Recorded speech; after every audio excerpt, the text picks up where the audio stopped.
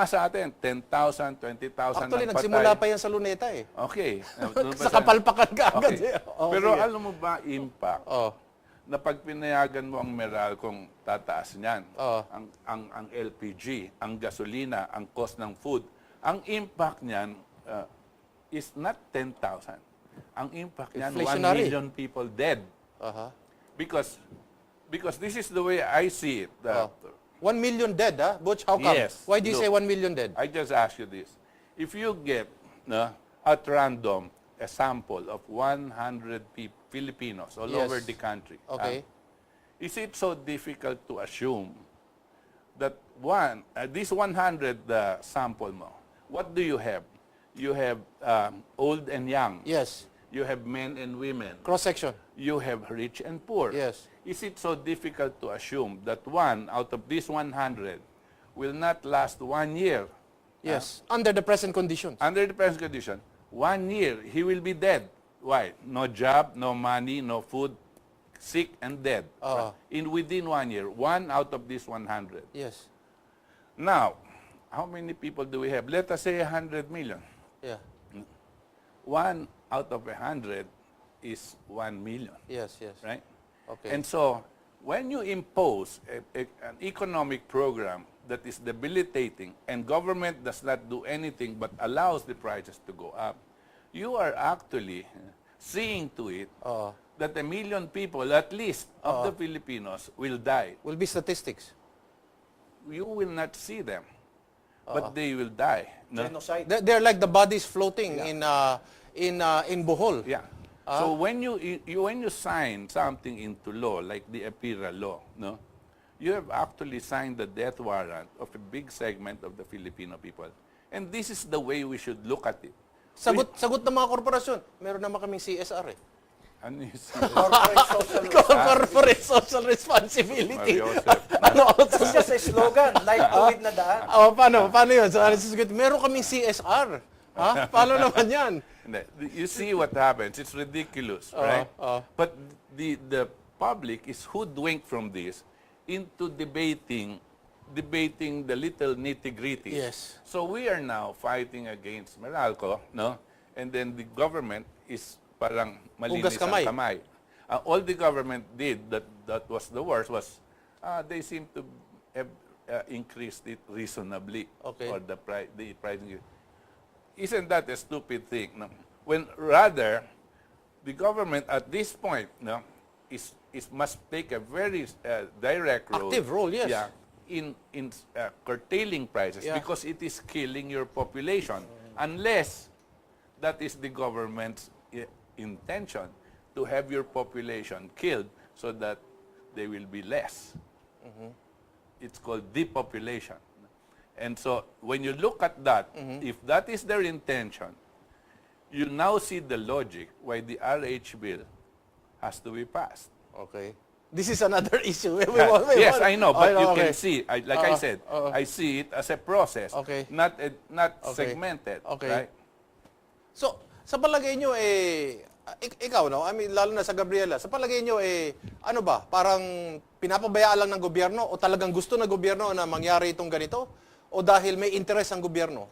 Siyempre may interes ang gobyerno, no? May kumikita, may nakikita, may tinitignan. May kinikita sila dun sa buwatan nila sa mga kumpanyang pribado. At ito ngang ERC, ang nakakatawa, ay nagpahiring-hiring pa kahapon, no, na sinugod nga ng Gabriela. Pero alam naman natin, sa simula pa lang, moro-moro na yun. Okay. Kasi Siguradong maaprubahan naman. Oo, as early as Thursday, sinabi na nila, okay naman yung yung rate, pre-approved rates yan ng ERC. Can the ERC do otherwise?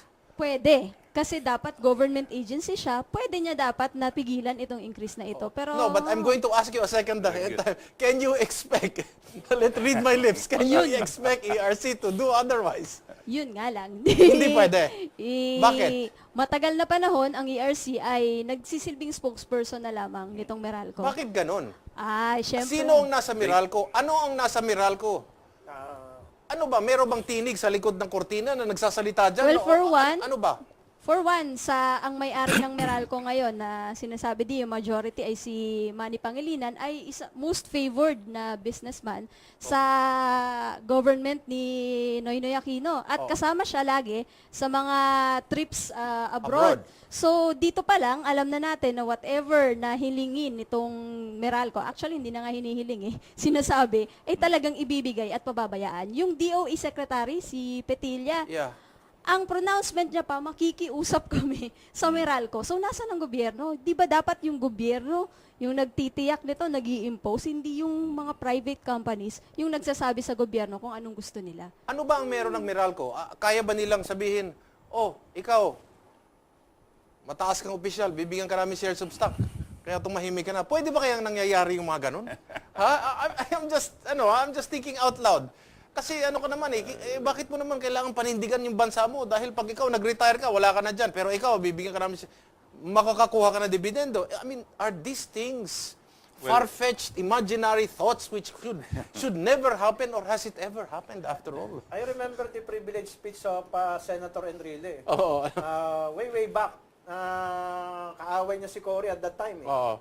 He claimed that Meralco was bought by the government and that during the time of Marcos, the Lopezes were paid at above the market value even. Okay. And he even showed a letter coming from Eugenio Lopez Sr.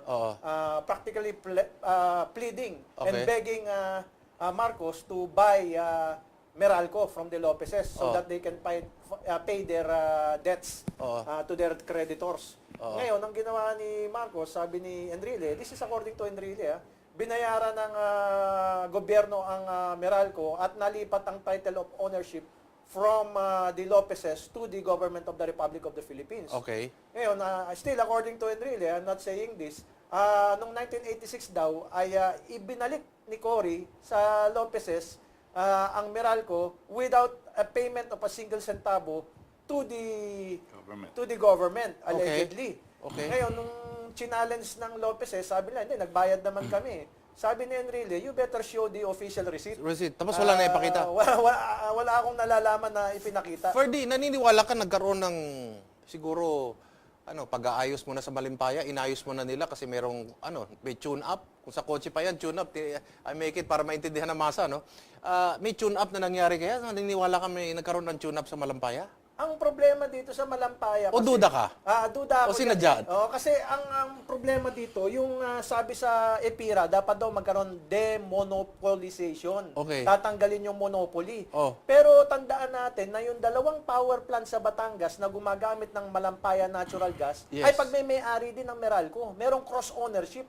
Naku. So, Meralco na ang may-ari ng distribution, Meralco pa rin ang may-ari Power generation ng generation. din. Oo. So, ngayon, Left hand, right hand. tila magkasabwat yung Meralco at saka yung Malampaya na Shell, kasama ang Shell dyan Shell Philippines. At ang sabi pa nga ng iba ay kaya pinabagsak si ERAP sapagkat meron siyang plano yung Natural Gas for Vehicles program. Okay. Ito ay pag-upo ni Gloria, pinatay ito.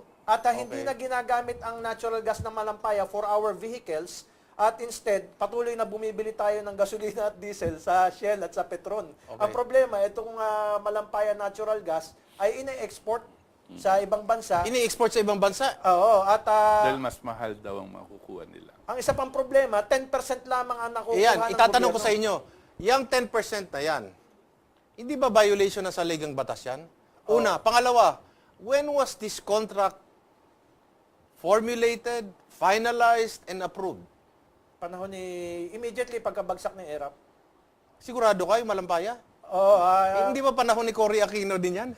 Nagumpisa yung Saka exploration. Si Ramos, Exploration? Oo. Okay. Tapos nabigay sa Shell?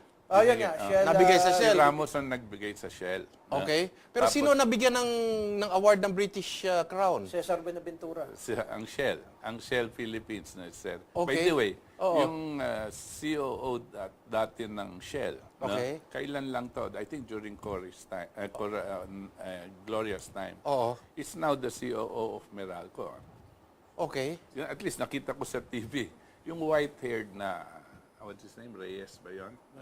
Anyway, the one that was dun sa hearing. No? Okay. So We're going- they're all part of this. But We're going to pause for a few reminders and then I'll go back to you, Butch. Ano? Ah. Sa pagbabalik po natin, alamin natin kung ano itong sinasabi ni Butch. I think nangyayari yata crossbreeding or inbreeding. Sa pagbabalik po ng Republika.